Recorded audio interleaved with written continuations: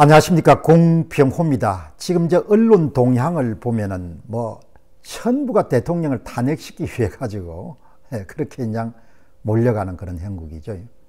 중앙일보를 한번 이렇게 보니까 사설, 그리고 이제 내부에 전주필부터 시작해서 논설위원, 논설실장 전부 여러분들 윤 대통령 탄핵을 촉구하는 그런 글을 쓰고, 동아일보는 더 심하게 글을 쓰니까, 그러니까 참 한국 사회가 걱정이 많이 되죠. 좀 공정하게 문제를 다루거나 또 문제의 뿌리를 생각하는 그런 사람들이 너무나 드무니까, 또 오늘 중앙일보는 공주 교대 교수들 한 19명인가 발표한 것을 성명서, 시국선언 성명서 전문까지 소개할 정도로 그렇게 여러분들 아는데, 지금 이제 현대 사회라는 것이 교수라는 분들이 그분들이 이제 다들 자기 분야에서는 똑똑하겠죠. 그러나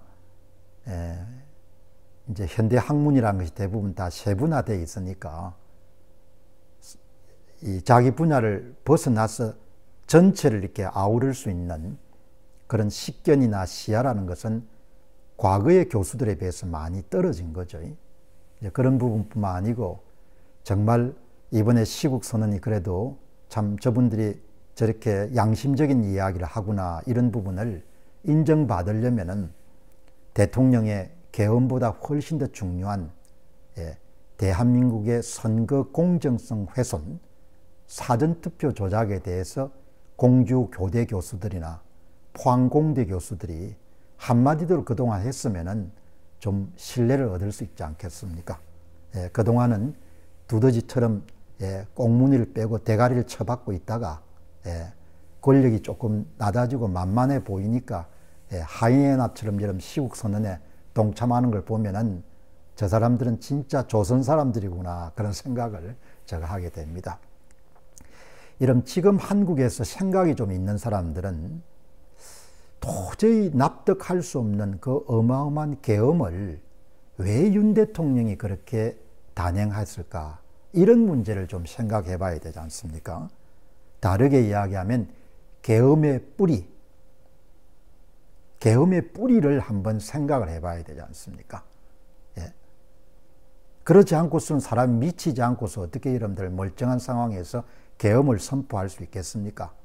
물론 계엄이 실패했기 때문에 모든 것이 다 소용이 없는 일이다, 이렇게 볼 수 있지만, 사람들이 좀 생각을 하면은, 아니 대통령이 멀쩡한 사람인데 어떻게 계엄을 선포할 수 있을까?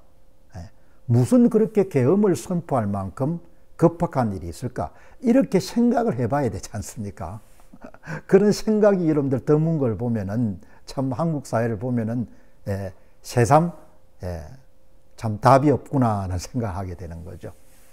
결국은 정상적인 방법을 통해 가지고 선거 부정 문제를 규명하기가 힘들고, 지금 상태에서는 다수당이 폭주를 막을 길이 없다는 그런 판단 때문에 한 거지 않습니까? 물론 그런 판단이 유치하고 어설프고 이렇기 때문에 이제 실패를 해가지고 지금 대통령이 이제 쫓겨나갈 그런 판국이 됐지 않습니까? 자, 여러분, 윤 대통령 잘 알고 있지 않습니까? 부정선거.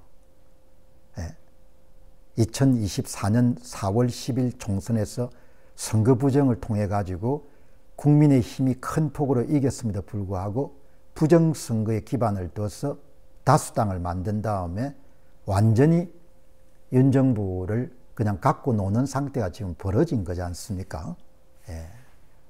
거기 그런 주장을 어떻게 할 수 있냐? 아니, 왜 할 수가 없습니까? 선거관리위원회가 선거를 마치게 되면은 후보가 당일 투표에서 몇 표를 받았는지, 관내 사전투표를 몇 표를 받았는지, 제외 국민투표를 몇 표를 받았는지 다 발표하게 돼 있지 않습니까? 그 선거 데이터를 컴퓨터를 이용해 가지고 시뮬레이션 해보게 되면은 그 선거 데이터를 만든 공식, 수학 공식까지 찾아낼 수 있지 않습니까? 그 공식을 이용해 가지고 선관위 자료를 복원할 수도 있지 않습니까? 재현. 숫자를 복원 내지 재현할 수 있다는 뭘 이야기하는 겁니까? 조작 공식을 해가지고 선거관리위원회가 사전투표를 전부 다 만들어서 발표한 것을 하지 않습니까? 그거를 윤 대통령이 다 알고 있는 겁니다. 본인이 대통령인데 기막혔을 겁니다. 부정선거를 해서 다수당이 된 다음에 대통령을 갖고 노니까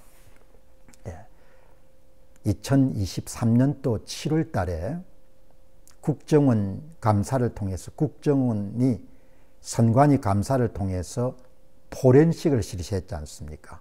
그게 5%라고 합니다. 5%면은 전체를 대표하는 데 손색이 없는 거죠. 그러니까 저는 윤 대통령이 국정원의 보고를 통해 가지고 선관위 사전투표 서버에 대한 포렌식 결과를 다 갖고 있다는 겁니다. 그거를 이제 미적하다가 결국 이번에 이제 당한 거지 않습니까? 그래서 뭐 윤 대통령을 참 안 됐다라고 생각하지만 뭐 한편으로 보게 되면 참 사람이 좀 무능력하다 이렇게 제가 보는 거죠. 칼을 쓰는데 칼을 좀 제대로 써야지. 칼을 뭡니까? 엉뚱한 데 꼽아가지고 본인이 이제 칼을 맞게 생겼으니까. 지금 이제 한국 사회도 모모한 식자들은 대부분 이제 부정선거 은폐론자지 않습니까?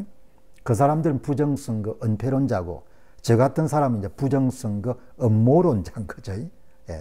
기막힌 세상에 살고 있는 겁니다. 21세기에 지금 이 시점에 21세기가 여러분들 4분의 1 정도가 지났는데 선거 데이터라는 것이 숫자지 않습니까?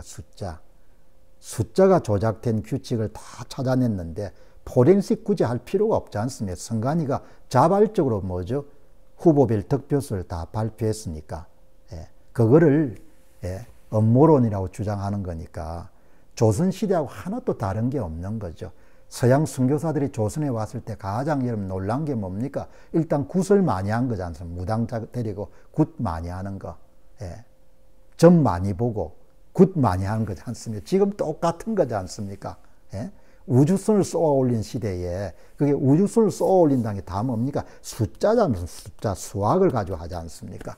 숫자가 만들어진 것은 뭐 그냥 이제 다 널리 공유되는 사실인 거죠. 그런데 제가 오늘 이 문제를 또 거론하는 것은 이게 한국 사람들 앞날에 어마어마한 영향을 미칠 거라는 이야기인 겁니다. 이게 경제적인 그런 궁핍함, 외교상의 여러분들 어려움, 국방의 문제, 개인 소득의 문제 전체가 다 여러분 영향을 받을 거라는 이야기죠. 양식 있는 시민들 대다수는 걱정을 하고 우려합니다. 그러나 자기 이익과 관련된 일부 엘리트들의 행동은 아주 이기적이지 않습니까? 그러니까 양식 있는 시민들은 야, 나라가 이렇게 가면 안 된다. 중장기적인 이익, 공동체 이익을 고민하지만 나라의 엘리트들은 대부분이 단기 이익에 지금 함몰되어 있는 겁니다.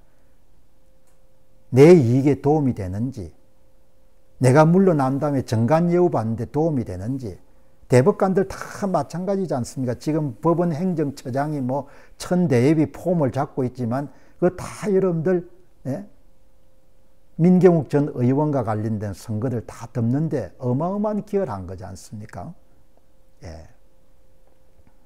수원지검에 여러분들 그래도 좀 기계가 있었던 그런 톱이 배춧잎 사전투표지 그냥 다 깔아뭉개고 그냥 나가버렸지 않습니까? 엘리트들이 엄청나게 비겁한 거죠. 그리고 그 비겁함의 비용을 이제 한국의 다수가 이제 치르게 되겠죠. 한국은 이번 기회에 선거 공정성 문제를 회복하지 못하면은 그러면은 이제 가는 길이 너무나 명확하게 보이는 거죠. 그런데 뭐 구한말도 마찬가지일 것입니다. 민중들은 뭘 알았겠습니까? 그냥 뭐 별일 없을 것이다. 다 잘 될 것이다. 그렇게 생각했죠. 그러나 구한말에도 지배 엘리트들이 무능했기 때문에 완전히 그냥 나라가 박살이 나가지고 지금도 일본 때문이다 그래 손가락질 하지만 자기 때문에 발생한 일이지 않습니까? 예. 그러니까 참 엘리트들이 좀 더 걱정을 해야 되는데 대법관을 믿을 수 있겠습니까? 검사들을 믿을 수 있겠습니까? 경찰을 믿을 수 있겠습니까? 국회의원을 믿을 수 있겠습니까? 기자들을 믿을 수 있겠습니까? 대학 교수들을 믿을 수 있겠습니까? 그러니까 참 양식 있는 시민들이 고민이 많죠. 예. 뭐 나는 그렇다고 하더라도 자식들 앞날을 생각하게 되면 참 걱정을 안 할 수가 없지 않습니까? 예. 대통령이 이번에 조금 힘이 들더라도 늦었더라도 정도를 좀 걸어서 국민들이 많이 어려워지지 않게끔 그렇게 힘을 더해 주셨으면 좋겠다는 생각을 합니다.